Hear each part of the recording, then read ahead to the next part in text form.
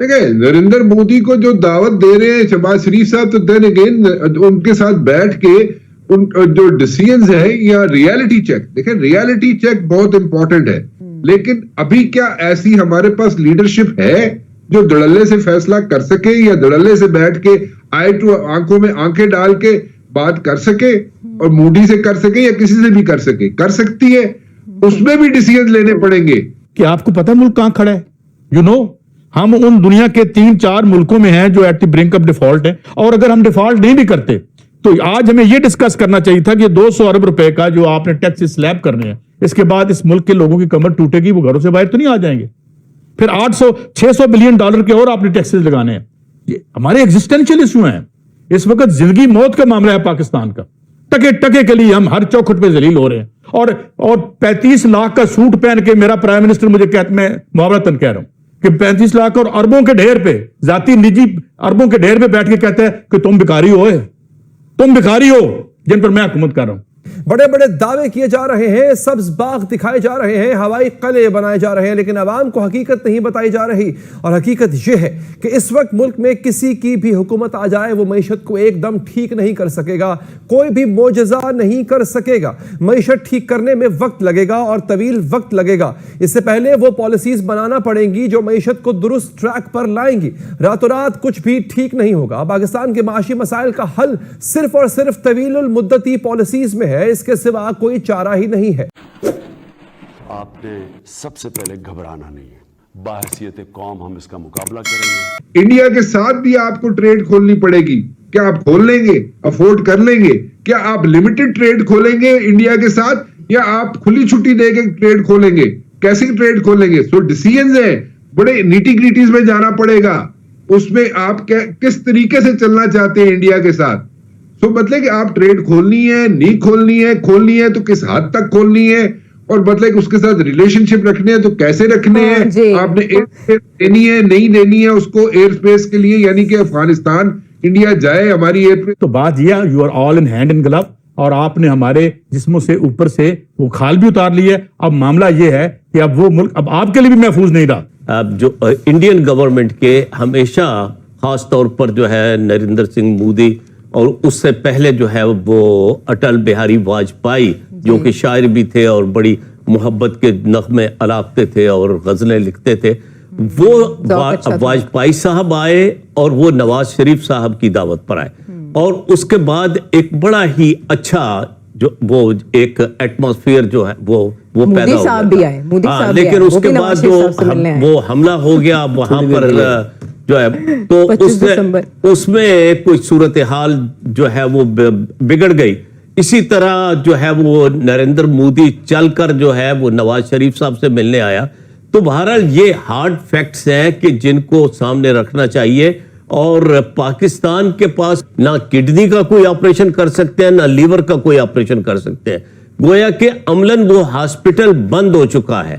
اور اس کے بعد یہ کہ وہاں پر کچھ بھی جو وہ کہتے ہیں ہمارے پاس وہ میڈیسنز ہی نہیں آ رہی. جب میڈیسنز نہیں آ رہی تو ہم علاج جو ہے وہ کس طرح سے کر سکتے ہیں اتنے سینسٹیو اور سیریس قسم کے. یہ تو حکومت کی ناکامی کی چارج شیٹ ہوئی نا نہیں، یہ حکومت کی ناکامی یقیناً جو ہے، لیکن اس کی یعنی یہ کہ جو ہے وہ جیسے پھوڑا یا خدا نخواستہ کینسر کسی کو ہو تو وہ جو ہے جو آخری ڈاکٹر کے پاس جب مریض آتا ہے اس وقت تک جو ہے مسائشہ وہ مرض پھیل چکا ہوتا ہے سارے جسم میں. وہ ایک بندہ جا کے دسے جی بڑی بری حالت ہے، اسی ملک دے پیسے پتہ نہیں کدھر کوئی کھو کے لے گئے، سب میں سے لے گیا ہے، ہن سانو پیسے دے دیو. یہ وہ حقیقت ہے سیاستدانوں کو جس کا ادراک ہو چکا ہے، اور یہی حقیقت اب عوام کو بھی جاننی ہوگی کہ پاکستان قرضوں اور امداد پر نہیں چل سکتا. پاکستان کو چلنا ہے تو اپنی آمدن پیدا کرنی ہوگی، اور آمدن پیدا کرنی ہے تو پیداواری صلاحیت بڑھانی ہوگی.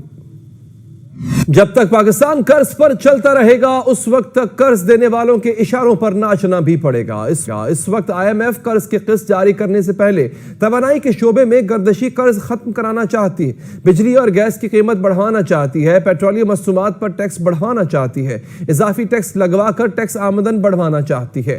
وزیر مملکت برائے خزانہ عائشہ غوث پاشا نے کہا ہے کہ IMF پروگرام کی بحالی چاہتے ہیں.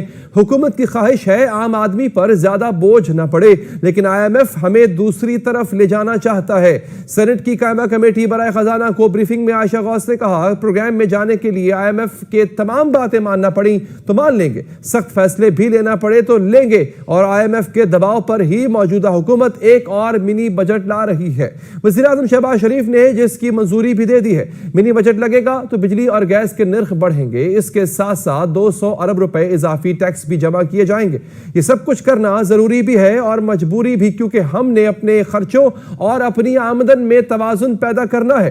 ایسا نہ ہوا تو ملک کا وزیر اعظم کوئی بھی بن جائے، وہ در در پر جا کر قرضے مانگتا رہے گا اور شرمندہ ہوتا رہے گا۔ دوست ممالک سے جا کر پیسے مانگنے کا طریقہ بھی نہیں چلنے والا، کیونکہ دوست ممالک بھی ہمیں اس طرح پیسے دے دے کر تنگ آ گئے ہیں۔ یہ پاکستان کا وتیرہ بنا ہوا ہے کہ سعودی عرب سے کہہ کر اپنے اسٹیٹ بینک میں ڈالر ڈپازٹ کرا لیتا ہے اور پھر بار بار اس سہولت میں توسیع لیتا رہتا ہے۔ سعودی عرب بھی پاکستان کی اب اس حرکت سے تنگ آ چکا ہے اور اب اس نے مالی امداد کو معاشی اصلاحات سے مشروط کرنے کا اعلان کر دیا ہے، اور سعودی وزیر خزانہ نے کہا ہے کہ اب ہم پاکستان کی مدد کے لیے نئے طریقوں پر غور کر رہے ہیں۔ اب یہ طریقہ براہ راست گرانٹ اور ڈپازٹ دینے سے مختلف ہوگا۔ سعودی وزیر خزانہ نے کہا کہ پہلے ہم غیر مشروط طور پر براہ راست گرانٹس اور ڈپازٹس دیتے تھے، اب ہم اس طریقے میں اصلاحات کر رہے ہیں۔ سعودی وزیر خزانہ نے کہا کہ ہم اپنے لوگوں پر ٹیکس لگا رہے ہیں اور دوسروں سے بھی یہی توقع رکھتے ہیں۔ ہم مدد کرنا چاہتے ہیں لیکن ہم چاہتے ہیں کہ وہ خود بھی اپنا کردار ادا کریں۔ یہ حقیقت ہے اور یہی حقیقت ہے۔ اس کے علاوہ پاکستانی عوام کو جو کچھ بتایا جا رہا ہے وہ دھوکہ ہے، فریب ہے، جھوٹ ہے۔ جب تک معاشی اصلاحات نہ کی گئیں تو نہ دیوالیہ ہونے کا خطرہ ٹلے گا، نہ دوست ممالک پیسے دیں گے، نہ ہی IMF قرض کی اگلی قسط جاری کرے گا، اور نہ ڈالر کی قیمت کم ہوگی۔ جو بھی پاکستانی عوام کو اس کے برعکس کچھ بھی بتائے گا وہ صرف گمراہ کر رہا ہوگا۔ تھاکدار اب کر رہے ہیں یہی کچھ عمران خان بھی کرتے رہے ہیں، عوام کو خواب دکھاتے رہے ہیں اور سراب کے پیچھے بھگاتے رہے ہیں۔ حکومت نہیں بنائی تھی تو کہتے تھے کہ وہ تو قرض لے گے ہی نہیں، جب حکومت بنائی تو معلوم ہوا قرض تو لینا پڑتا ہے۔ اس موقع پر کہا قرض تو لیں گے لیکن اپنی شرائط پر لیں گے۔ ان چکروں میں تاخیر کر دی، پھر قرض لیا بھی تو IMF کی شرائط پر ہی لیا، پھر بعد میں اعتراف کیا ہمیں قرض جلدی لے لینا چاہیے تھا، اور اب عمران خان خود بھی مان رہے ہیں کہ مہنگائی تو اب بھی مزید آئے گی۔ اصلاحات ضروری ہیں جو کرنے سے حکمران ڈرتے ہیں۔ پاکستان کی آبادی 22 کروڑ سے زیادہ ہے اور انکم ٹیکس فائلرز کی تعداد 25 لاکھ کے آس پاس ہے۔ جب بھی ٹیکس بڑھایا جاتا ہے تو پہلے سے ٹیکس ادا کرنے والے ہی اس کی زد میں آتے ہیں۔ حکمرانوں نے جب ٹیکس نیٹ بڑھانے کی بات کی انہیں شدید مزاحمت کا سامنا کرنا پڑا۔ عمران خان حکومت نے 50,000 کی خریداری پر شناختی کارڈ کی شرط لگائی گئی تو بھی مزاحمت ہوئی۔ عمران خان حکمران جب بھی ٹیکس ریفارم لانے کی کوشش کرتے ہیں تو مزاحمت سے گھبرا کر اصلاحات ترک کر دیتے۔ سیاستدانوں سے بس یہ التجا ہے کہ ہوائی قلعے نہ بنائیں، عوام کو حقائق بتائیں، عوام کو بتائیں کہ آگے آسانی نہیں ہے، مشکلات ہیں۔ آسانی چاہیے تو ایکسپورٹس بڑھانا ہوں گی، ٹیکس نیٹ بڑھانا ہوگا، سبسڈیز کا خاتمہ کرنا ہوگا۔